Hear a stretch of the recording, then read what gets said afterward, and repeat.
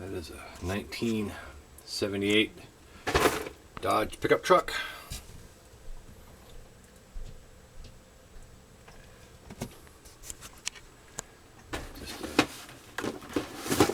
It's actually a re-release. Includes a motorcycle. I haven't built it yet. That's also another version of the same truck. I just added an axle. These are resin tires that I bought online. There's also a three-dimensional printed gas can. The jerry can I made, or the toolbox I made myself. The cooler came from another model.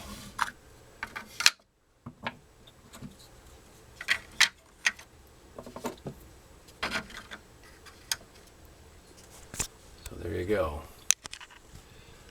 That is a 1978 Dodge pickup truck.